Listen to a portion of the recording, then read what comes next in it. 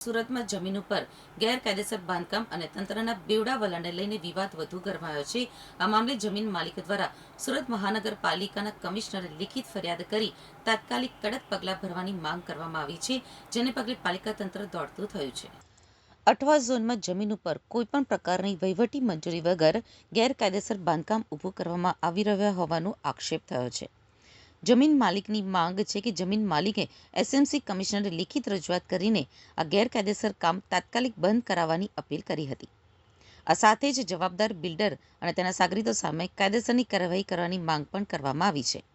જમીન માલિકે એસએમસી તંત્ર પાસે સ્થળ તપાસ કરી દબાણ હટાવવા અને કડક પગલાં ભરવા માટે ભારપૂર્વક રજૂઆત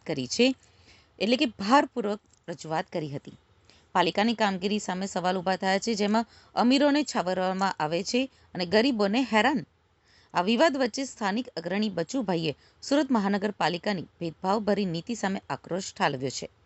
તેમણે તંત્ર ઉપર ગંભીર સવાલો ઉઠાવતા જણાવ્યું હતું કે હાલમાં જ કતારગામ વિસ્તારમાં કોઈપણ પ્રકારની પૂર્વ નોટિસ આપ્યા વગર ગરીબોના ઝૂંપડા તોડી પાડવામાં આવ્યા છે, તો બીજી તરફ જ્યારે અમે પુરાવા સાથે મોટા માથાઓ અને બિલ્ડરો દ્વારા થતા ગેરકાયદેસર બાંધકામોની ફરિયાદો કરીએ છીએ, ત્યારે તંત્ર દ્વારા કોઈ જ નક્કર કાર્યવાહી કરવામાં આવતી નથી।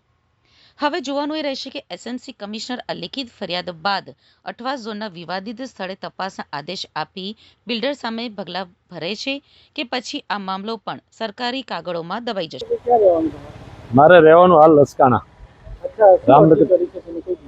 રામનગર ચોતરિયા જે તે સમયે અમે જગ્યા રાખેલી છે સિટી લાઇટમાં જગ્યા રાખેલી છે અને 2023માં અમે રાખેલી જગ્યા છે। જે તે કરીને ખેડૂત અને માલિક અમે સાથે છીએ, બરાબર।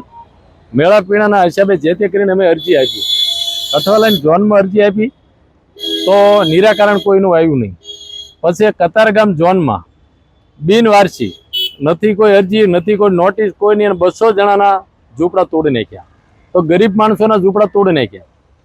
અમે ફરિયાદ કરવી છતાં પણ આ કણે કોઈ કાર્યવાહી થતી નથી।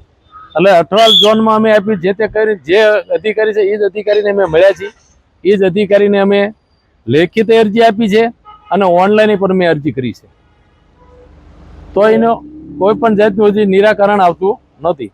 હવે આ જે હસ્તી છે ને એ મોટી હસ્તી છે, નામ લઈ અને અંદર ઘૂસી જાય એટલે ગેરકાયદેસર બાંધકામ કરી નાખે, ગમે એનો કબજો હોય તો ગમે રીતે ઘૂસી જાય છે। એટલે વાવચર એ 2-4 રાખે એટલે વાવચરીના આડાવાળા દોડતા હોય છે। અત્યારે જગ્યા છે ને રમેશભાઈ ઉમરીગઢના નામે જગ્યા આવે છે, એ 9 ખેડૂત છે। 9 ખેડૂતે પણ મને લખાણ આપેલું છે, 9 ખેડૂત પણ મારી સાથે ભાગીદારમાં પણ ડીલ કરેલું છે। એમાં આપી છે ને એ મારા ભાગીદારે આપી છે, ત્યાં કોઈ કામ નથી થયું। ત્યાં કનુભાઈ આપી છે, અહીંયા કણે મેં આપી છે, ના કનુભાઈ હરિભાઈ પટેલ છે, અહીંયા કણે મેં આપી છે, પછી એને પછી અહીંયા આપી છે, એના નામની ભાગીદારી છે, હું ની બે ભાગીદાર છે। હવે અમારી માંગણી એવી છે કે આની તાત્કાલિક ધોરણે આનું ડિમોલેશન થવું જોઈએ। જો વગર અરજીએ ડિમોલેશન સુરત મહાનગરપાલિકા કરતી હોય તો અહીંયા તો અમે અરજી આપી છે, તો અમારી ફરિયાદનું શું?